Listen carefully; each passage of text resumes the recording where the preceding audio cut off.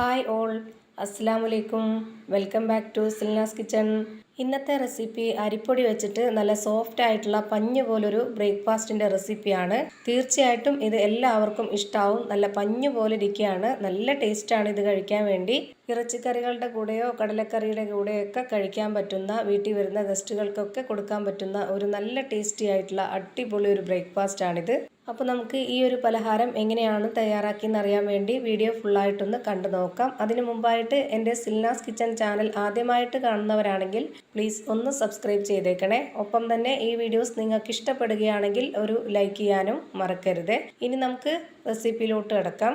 ആദ്യം തന്നെ ഞാനിവിടെ ഒരു മിക്സിയുടെ ജാർ എടുത്തിട്ടുണ്ട്. ഇതിലേക്ക് 250 ml കപ്പിൻ്റെ അളവിൽ 1 കപ്പ് വെള്ളം ഒഴിച്ചു കൊടുക്കാം. പിന്നെ ഇതിലേക്ക് വേണ്ടത് വറുത്ത അരിപ്പൊടിയാണ്. നമ്മൾ പത്തിരിക്കും ഇടിയപ്പത്തിനും ഒക്കെ എടുക്കുന്ന സാധാരണ അരിപ്പൊടിയാണ് ഇതിലേക്കും എടുക്കുന്നത്.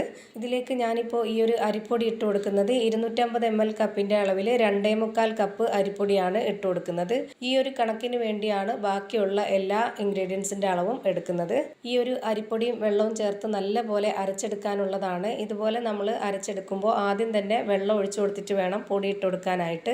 അല്ലാന്നുണ്ടെങ്കിൽ നമ്മൾ അരച്ചെടുക്കുമ്പോൾ പൊടിയും വെള്ളമൊക്കെ ആയിട്ട് നന്നായിട്ട് ആ ബ്ലേഡിൽ കട്ട പിടിക്കും. അപ്പോൾ അരഞ്ഞു കിട്ടാനായിട്ട് ബുദ്ധിമുട്ടാവും. അങ്ങനെ വരാതിരിക്കാനാണ് ഇതുപോലെ ചെയ്തിട്ടെടുക്കുന്നത്. ഇപ്പോൾ ഞാനിതിലേക്ക് 2.25 കപ്പ് അരിപ്പൊടിയും ഇട്ട് കൊടുത്തിട്ടുണ്ട്. ഇനി വേണ്ടത് ഇതിലേക്ക് 250 ml കപ്പിൻ്റെ അളവിൽ 1 കപ്പ് വെള്ളവും കൂടെ ഒഴിച്ചു കൊടുക്കുന്നുണ്ട്. ഈ ഒരു കണക്കിന് വെള്ളം ഒഴിച്ചു കൊടുത്തതിന് ശേഷം ഇനി ഒരു സ്പൂൺ വെച്ചിട്ട് നല്ലപോലെ ഇതൊന്ന് ഇളക്കി കൊടുക്കാം.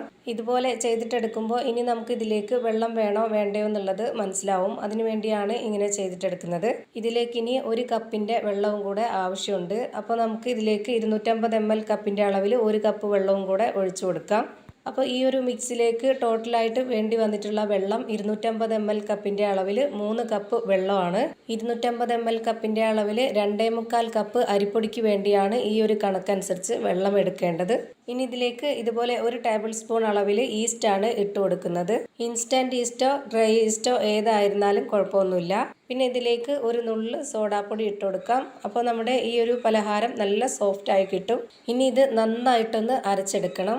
ഹൈ സ്പീഡിൽ ഇട്ടിട്ട് 1 മിനിറ്റ് നേരത്തേക്കെങ്കിലും നല്ല പോലെ അരച്ചെടുക്കുമ്പോൾ ഇത് നന്നായിട്ട് ഒരു ക്രീമിൻ്റെ പരുവത്തിലേക്ക് പതഞ്ഞ് നല്ലൊരു ആ ഒരു രീതിയിൽ വരും. അതാണ് ഇതിൻ്റെ കറക്റ്റ് പരുവം. അരച്ചെടുത്ത മിക്സ് ഞാനിപ്പോൾ മുഴുവനായിട്ടും ഒരു പാത്രത്തിലേക്ക് ഒഴിച്ചു കൊടുത്തിട്ടുണ്ട്. ഇനി ഒരു 30 മിനിറ്റ് നേരത്തേക്ക് ഇതൊന്ന് അടച്ചു വെച്ച് കൊടുക്കാം.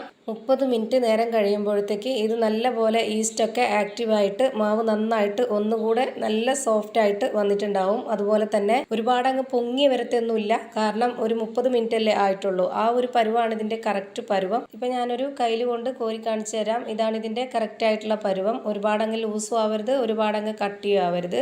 ഇനി ഇതിലേക്ക് ആവശ്യത്തിനുള്ള ഉപ്പിട്ട് കൊടുക്കാം. പിന്നെ ഇതിലേക്ക് വേണ്ടത് എള്ളാണ്. ഇതുപോലെ 1 സ്പൂൺ അളവിൽ ഇട്ട് കൊടുക്കുന്നുണ്ട്. എള്ള് നിർബന്ധമൊന്നുമില്ല, പക്ഷേങ്കിൽ ഈ ഒരു പലഹാരത്തിന് എള്ളിൻ്റെ മണവും കൂടെ ആവുമ്പോൾ ഒരു പ്രത്യേക ടേസ്റ്റാണ്.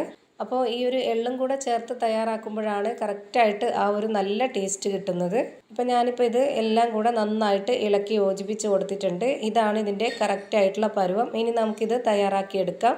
അപ്പോൾ ഞാനിപ്പോൾ ഇത് തയ്യാറാക്കിയെടുക്കുന്നത് അപ്പം ചുടുന്ന നോൺ സ്റ്റിക്കിൻ്റെ പാനാണ്. അത് ഫ്ലെയിം ഓണാക്കി വെച്ച് കൊടുത്തിട്ടുണ്ട്. പാൻ നല്ല പോലെ ചൂടായി വന്നതിന് ശേഷം ലോ ഫ്ലെയിമിൻ്റെയും മീഡിയം ഫ്ലെയിമിൻ്റെയും ഇടയ്ക്കുള്ളൊരു ഫ്ലെയിമിൽ വെച്ചിരിക്കുക. എന്നിട്ട് ഇതിലേക്ക് ഒരു കയ്യിൽ മാവ് ഒഴിച്ചു കൊടുക്കുക. പിന്നീട് ഇതിലേക്ക് ഇതുപോലെ നിറച്ച് ഹോൾ വന്നിരിക്കുന്ന സമയത്ത് നമുക്കിതിലേക്ക് 1 സ്പൂൺ അളവിൽ ഓയിൽ ഒഴിച്ചു കൊടുക്കാം. ഓയിലോ വെളിച്ചെണ്ണയോ എന്ത് വേണമെങ്കിലും ഒഴിച്ചു കൊടുക്കാം. അല്ലാന്നുണ്ടെങ്കിൽ നെയ്യ് ഒഴിച്ചു കൊടുക്കാം. അതുമല്ലെങ്കിൽ ഇതൊന്നുമില്ലാതെ തന്നെ വെറുതെയും ചുട്ടെടുക്കാവുന്നതാണ്. ഓരോരുത്തർക്കും ഇഷ്ടമുള്ള രീതിക്ക് അനുസരിച്ച് ചെയ്തിട്ടെടുക്കാം. നോൺ സ്റ്റിക്കിൻ്റെ പാനിൽ തന്നെ ആകുമ്പോഴാണ് ഈ ഒരു ഷേപ്പിൽ തന്നെ കിട്ടുന്നത്. അതുപോലെ ഈ ഒരു ടേസ്റ്റും കിട്ടുന്നത്. ഇനി ഇരുമ്പിൻ്റെ ചട്ടിയിലാണ് ചുട്ടെടുക്കുന്നതെങ്കിൽ ഷേപ്പിനും വ്യത്യാസം ഉണ്ടാവും. അതുപോലെ തന്നെ ആ ഒരു ടേസ്റ്റിനും വ്യത്യാസം ഉണ്ടാവും. ആ ഒരു രീതിയും ഇഷ്ടമുള്ളവർക്ക് അങ്ങനെയും ചെയ്തിട്ടെടുക്കാം. ഇപ്പം ഞാനിതാ ഒരെണ്ണം ഇവിടെ തിരിച്ചും മറിച്ചൊക്കെ ഇട്ട് കൊടുത്തിട്ട് ചുട്ടെടുത്തിട്ടുണ്ട്. അതുപോലെ തന്നെ ഇത് അപ്പം ചുടുന്ന പാനിൽ തന്നെ ചുട്ടെടുക്കാൻ വേണ്ടി നോക്കുക. എന്നാലേ ഇതിൻ്റെ ആ ഒരു നടുഭാഗത്ത് നല്ല സ്പോഞ്ച് പോലെ വരുള്ളൂ. പരന്ന വല്ല പാനിലും ആണെന്നുണ്ടെങ്കിൽ ഇതുപോലെ വരത്തില്ല. അതുകൊണ്ടാണ് ഇതുപോലെ ഈ ഒരു അപ്പത്തിൻ്റെ പാനിൽ തന്നെ ചുട്ടെടുക്കാൻ വേണ്ടി പറഞ്ഞത്. പിന്നെ ഇതിൽ ഒട്ടും തന്നെ ഫ്ലെയിം കൂട്ടി വെക്കരുത്. ലോ ഫ്ലെയിമിനും മീഡിയം ഫ്ലെയിമിനും ഇടയ്ക്കുള്ള ആ ഒരു ഫ്ലെയിമിൽ തന്നെ വെച്ചിട്ട് എത്ര എണ്ണമാണോ ചുട്ടെടുക്കുന്നത് അത്രയും നമ്മൾ ആ ഒരു ഫ്ലെയിമിൽ തന്നെ വെച്ചിരുന്നിട്ട് വേണം ചുട്ടെടുക്കാനായിട്ട്. എന്നാലാണ് എല്ലാം ഒരുപോലെ കിട്ടുള്ളൂ.